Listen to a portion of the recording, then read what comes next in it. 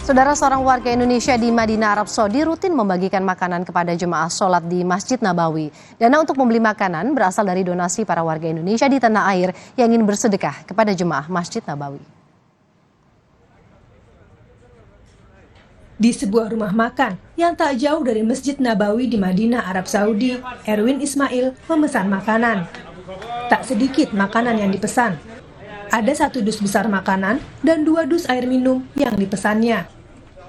Dana untuk membeli makanan dan minuman ini berasal dari para masyarakat Indonesia di tanah air yang ingin bersedekah membagikan makanan bagi jemaah Masjid Nabawi. Sebelum dibagikan, Erwin yang merupakan pemandu wisata di Madinah membuat laporan kepada para donatur melalui akun YouTube dan Instagram. Dan alhamdulillah itu banyak banget ya para penderma yang amanahin ke saya untuk membagikan makanan itu di Tanah Suci Madinah. Dan tadi juga Bapak sudah lihat juga kan, seperti itu pelaksanaannya itu. Ya, setiap Jumat. Di bawah suhu terik Madinah, makanan dan minuman pun dibawa ke tepi jalan yang dilalui jemaah yang baru saja melaksanakan sholat di Masjid Nabawi. Warga yang melintas pun antusias mengambil makanan dan minuman yang dibagikan. Biasanya ada sampai 200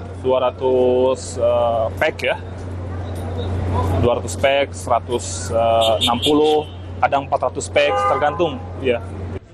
Hanya dalam hitungan menit, makanan dan minuman pun habis dibagikan. Erwin telah tinggal di Madinah selama 7 tahun, dan kegiatan ini rutin dilakukan Erwin setiap pekan sejak setahun lalu.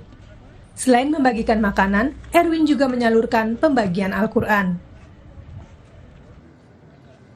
Untuk mengetahui perkembangan terkini pelaksanaan ibadah haji